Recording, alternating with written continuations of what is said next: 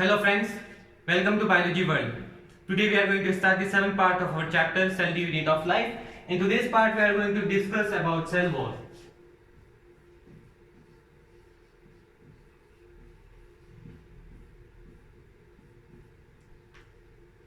So let us define the cell wall.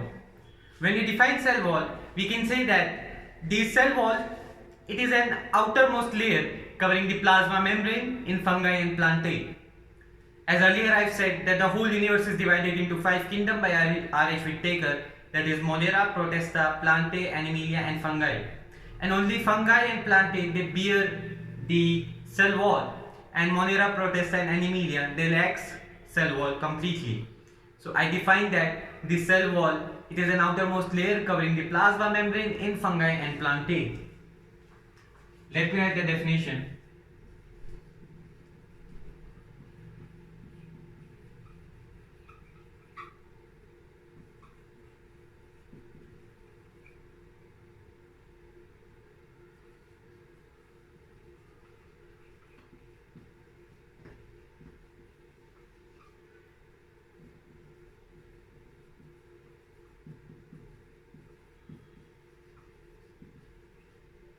In fungi and plantae. Now let us talk about the function of the cell wall. There are various functions of cell wall, but most importantly there are 3 to 4 important and major functions of cell wall. That is,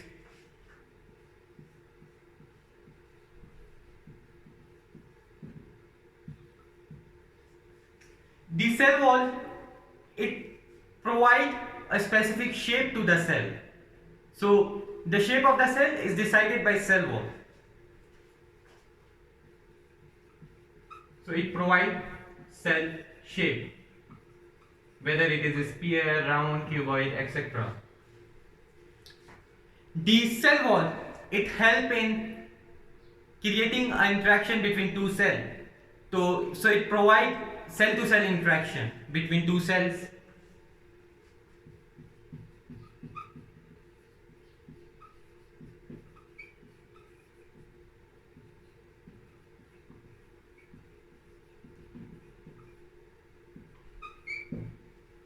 Third, the cell wall, it provides a strong mechanical support to the cell by preventing it from collapsing and bursting, which is occurred due to change in osmotic potential or osmotic pressure, which we are going to discuss in our upcoming chapters.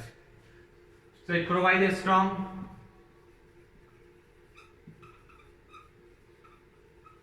mechanical support.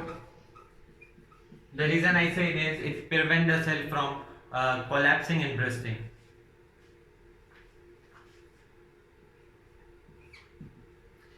The fourth is that the cell wall, it prevents the cell from any infection and damage.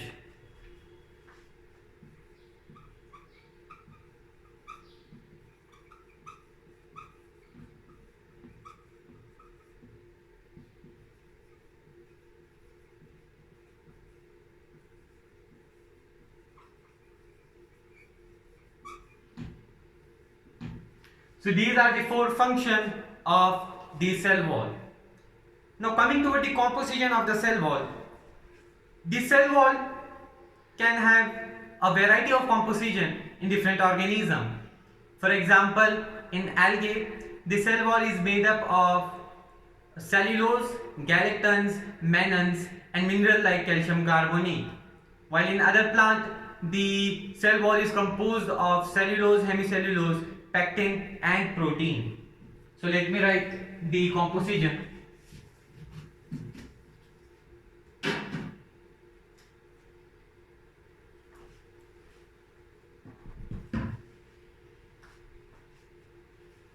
I said that coming toward the composition,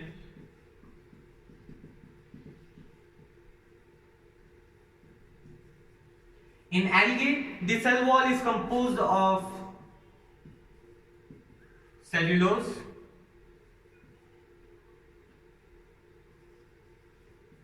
galactans, mannans, and certain minerals like calcium carbonate. whereas in some other plants the cell wall is composed of cellulose, hemicellulose,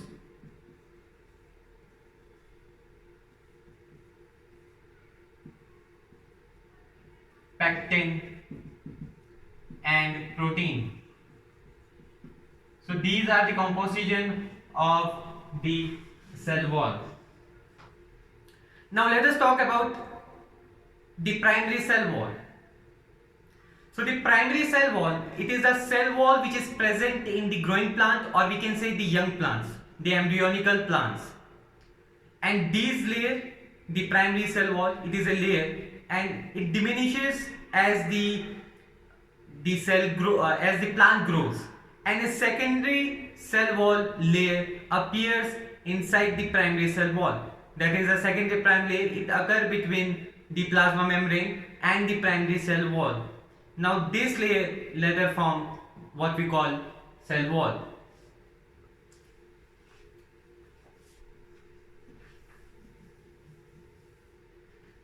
So let us consider this as a cell,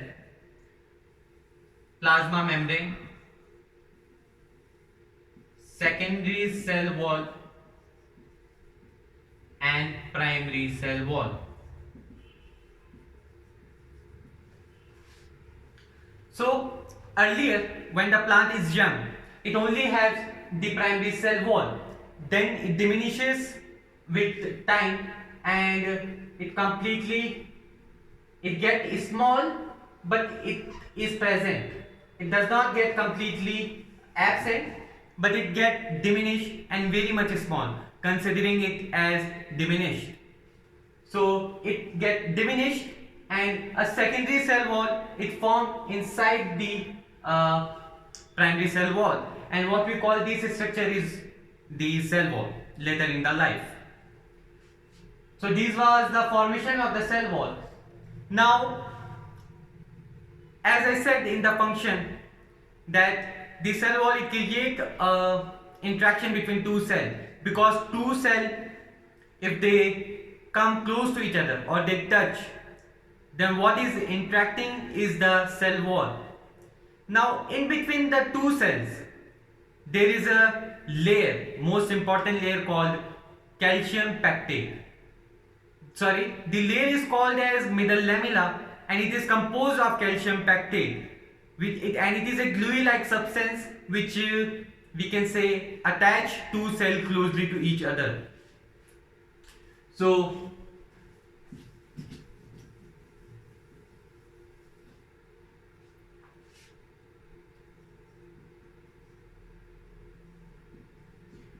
middle lamella, it is a layer, and let me write, it is a layer and it is composed of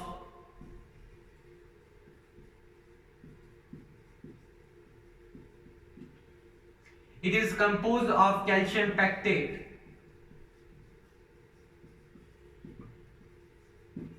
and it glues the neighboring cell close to each other. For example,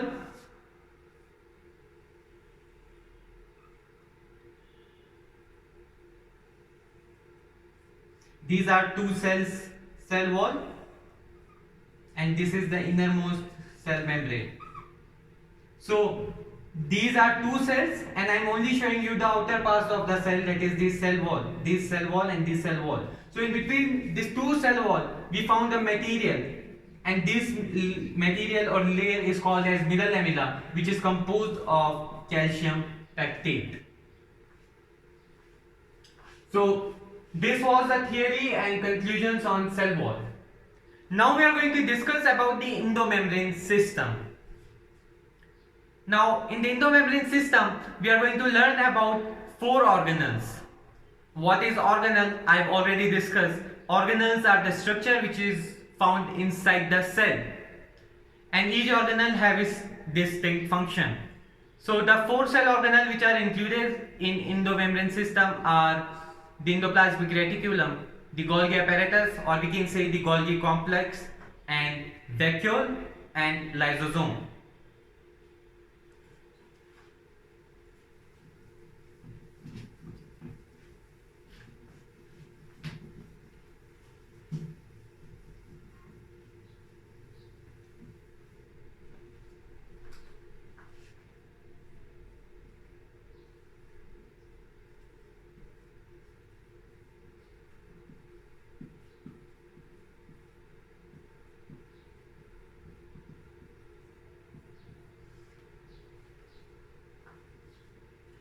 Now, as I said, each cell organelle have its distinct function, but there are certain cell organelle whose activity are coordinated with one another, or we can say in the absence of one cell organelle, the another cell organelle cannot work. And these cell organelle are four, which together fall in the category of endomembrane system. So I said that it includes cell organelles which work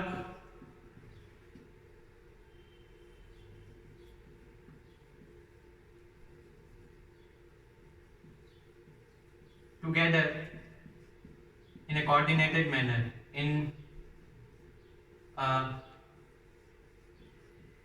coordinated manner. And these four cell organelles are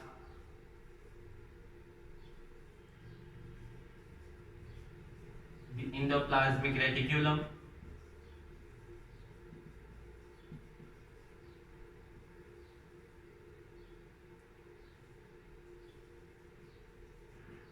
the Golgi apparatus or the Golgi complex,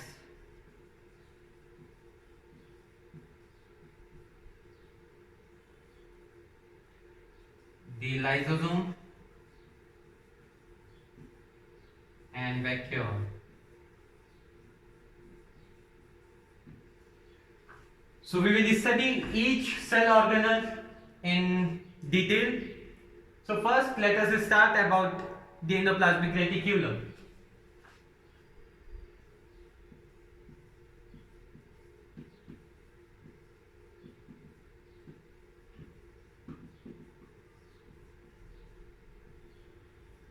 So we know that endoplasmic reticulum, it is a cell organelle which belongs to endomembrane system. Now the scientists, they found in the eukaryotic cell under the microscope some network or reticulum of tiny tubular like structure scattered inside the cytoplasm. The network or reticulum is the same word. We can use either the network or reticulum. Both means anything in bundle or in lot or in a bundle. So the endoplasmic reticulum, as said by the scientists, is found in the eukaryotic cell like a network or reticulum of tiny tubular like structure scattered in the cytoplasm. So we say that in eukaryotic cell we found network / reticulum of tiny tubular structure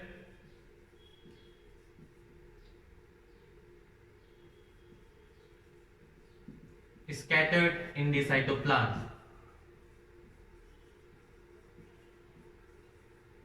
So this is the definition of the cell organelle endoplasmic reticulum. Now let me draw the diagram so that you can understand the concept of endoplasmic reticulum. It's a different shape, different location.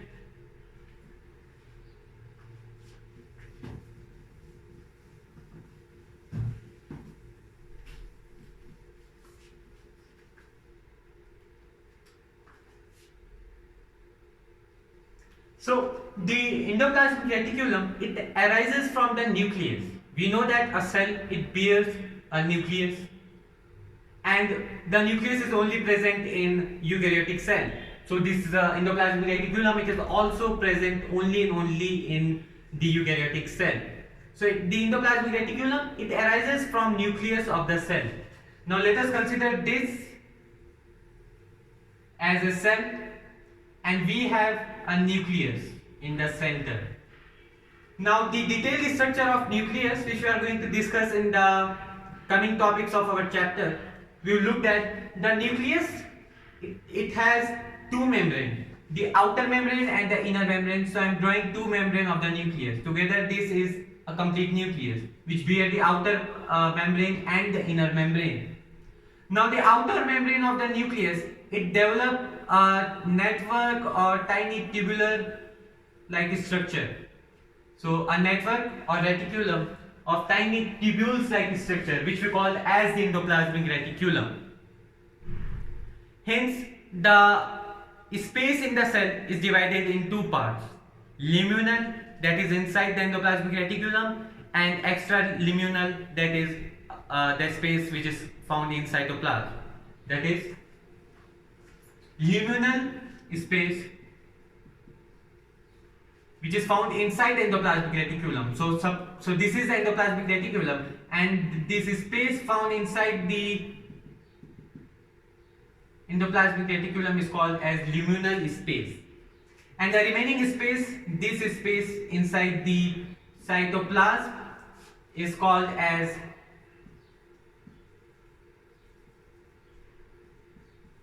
extraluminal space.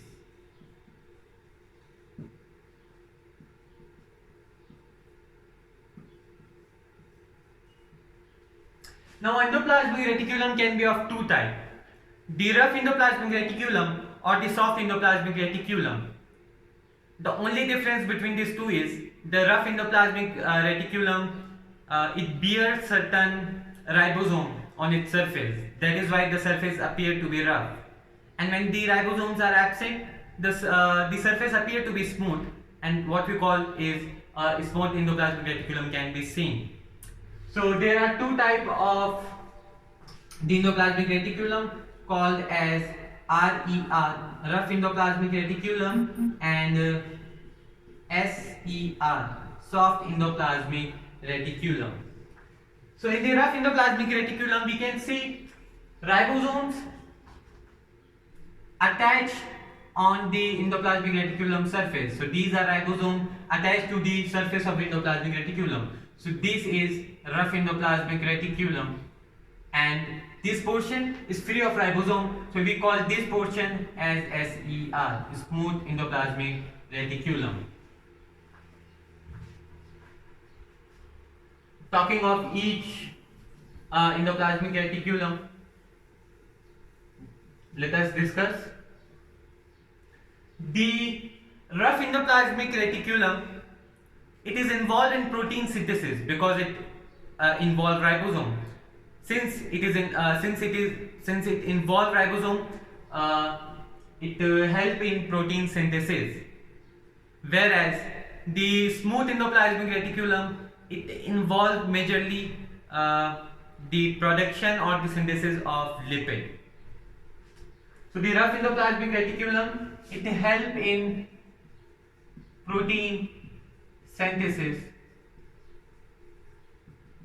and the smooth endoplasmic reticulum, it help in lipid synthesis or lipid formation. The example of a lipid which is synthesized by smooth endoplasmic reticulum is steroidal hormone, which is found in animal and is synthesized by smooth endoplasmic reticulum. So example, steroidal